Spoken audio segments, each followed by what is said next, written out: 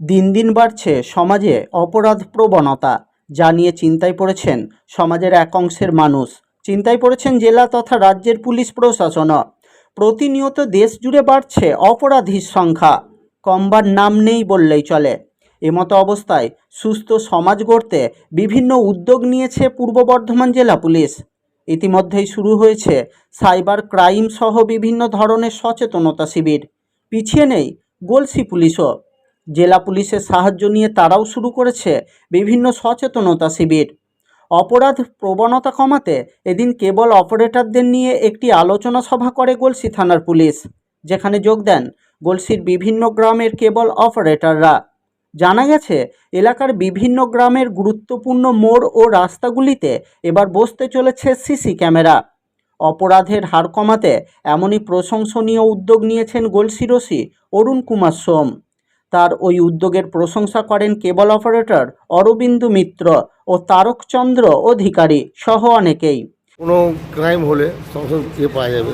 আমাদের ধরুন কোনো ছিনতাই হলো, কোনো মার্ডার হলো, কোনো হাইজ্যাক হলো, এইগুলো সবসময় ধরার পক্ষে সুবিধা হবে। এবং আমাদের প্রত্যেকটা গ্রাম যদি এন্ট্রি এক্সিটে যদি কোনো ক্যামেরা না থাকলে মানুষও ভয় পাবে, মানুষ সচেতন হবে যে আমার এই গাড়িটা তদারকি করছে বলছে না।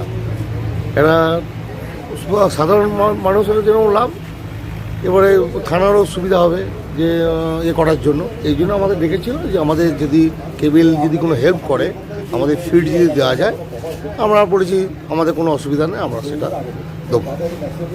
হ্যাঁ, তা স্যার ওসি স্যার যেটা উনি আছেন, উনি কিন্তু উদ্দেশ্য খুব ভালো।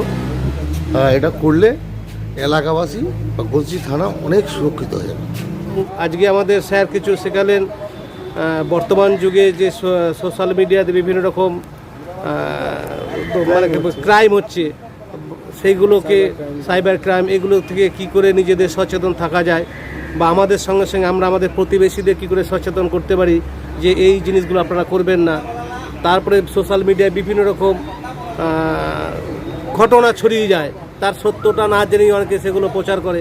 সেগুলোতেও যাতে সাধারণ মানুষ ছোট্ট একটা ঘটনাকে প্রচার না করে, যাতে এলাকার শান্তি শৃঙ্খলা বজায় রাখে, সেই ব্যাপারেও স্যার আমাদের অনেক টিপস দিলেন বা সহযোগিতা, বা কী করে আমরা এই ক্যাওস থেকে বাঁচবো সেগুলো আমাদের লাগে।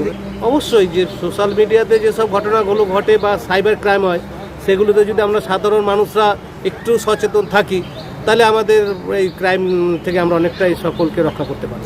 এদিনে সভাকক্ষে জেলা পুলিশের সাইবার ক্রাইম বিষয়ক বিভিন্ন উদ্যোগ তুলে ধরে সচেতনতার বার্তা দেয় পুলিশ। ওসি অরুণ কুমার সোম বলেন, ছেলে ধরা সংক্রান্ত বিভিন্ন গুজবে কান না দেওয়ার পাশাপাশি যে কোনো বিষয়ে পুলিশ প্রশাসনের সাহায্য নিন। অনুগ্রহপূর্বক কেউ আইন নিজের হাতে তুলে নেবেন না। এছাড়াও জনসাধারণকে পুলিশের ভয়ে নয়, নিজের সুরক্ষার জন্য হেলমেট পরতে অনুরোধ করেন তিনি। তাছাড়াও যে কোনো সমস্যার জন্য এলাকার মানুষদের সরাসরি থানায় আসার বার্তা দেন ওসি অরুণ বাবু। 1 জুলাই 2024 থেকে আমাদের আইন ব্যবস্থা অনেক কিছু পাল্টে। কি পাল্টেছে জানেন? বাসে পকেট মার হয়েছে, আপনি ওই বাসে প্যাসেঞ্জার আছেন, পকেট মারটাকে ধরে নিচে নামিয়েছি, নামার সময় কী করেন? জেনারেলি মানুষ কী করে? নেমে যাওয়ার সময় মাথায় একটা চাটি, দুটো চট, সারা পকেট মার খেটে দিতে পারিস না, জ্ঞান দিয়ে দুটো মেরে চলে যায়।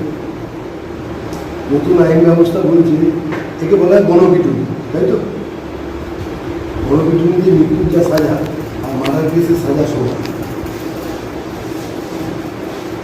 তাহলে কাউকে চত্বর মারার আগে ভাবতে হবে, মুখে চট মেরে হয়তো হাতে সুসুরি মিলবে, কিন্তু চট মারার কারণবশত যদি অস্থানে রেখে লোকটা মরে যায়, আমাকে তো জেলে যেতেই হবে। আর আমরা জেলে যাওয়া মানে